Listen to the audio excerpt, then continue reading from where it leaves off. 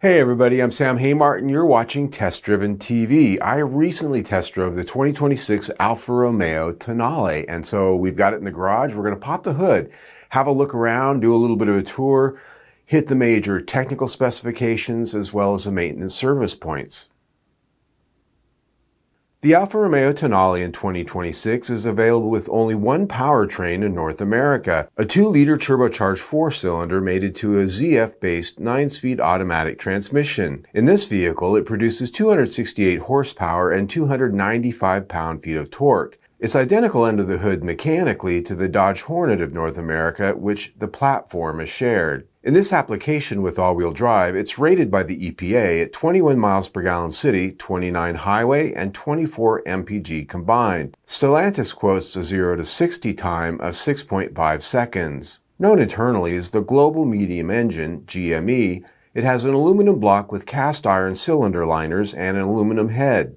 It features direct fuel injection, dual variable cam timing, and an automatic start-stop system. Its turbocharger is controlled by the computer with an electronic wastegate, and the intake charge cooling is handled by an air-to-water intercooler. The engine itself is manufactured in Italy, the transmission in the United States, and final assembly of the Tonale happens also in Italy. Looking around the engine compartment reveals a layout a little bit unique, with the turbocharger being mounted at the front of the engine instead of the rear.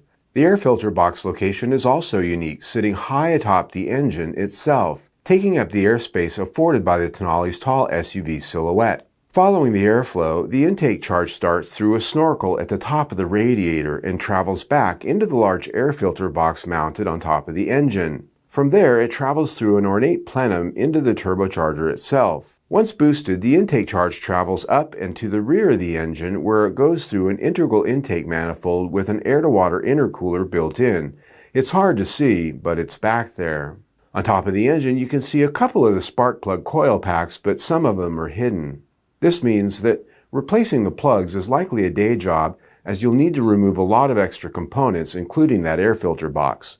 Spent exhaust gases exit through the turbocharger at the front of the engine and down into the catalyst and exhaust system. There's a lot of heat shielding here for a reason. This gets extremely hot. DIY maintenance on the Alfa Romeo Tonale begins with the oil dipstick at the passenger side front of the engine with its bright yellow handle. Further back, you'll find the oil filter cap. The oil filter has to be accessed from below. There are 2 coolant reservoirs here. One at the passenger side is for the intercooler system. The other at the driver's side front is for the engine coolant. Brake fluid can be checked and topped off at the back of the driver's side firewall. A bit of a task to get to, but it's there. The 12-volt battery is located nearby with easy access, a fuse box to its right, a little more challenging to get into. The engine ECU is found just next to the 12-volt battery, but not typically user serviceable. Lastly, changing the air filter does require a screwdriver to open the box, but accessing it is obviously quite easy.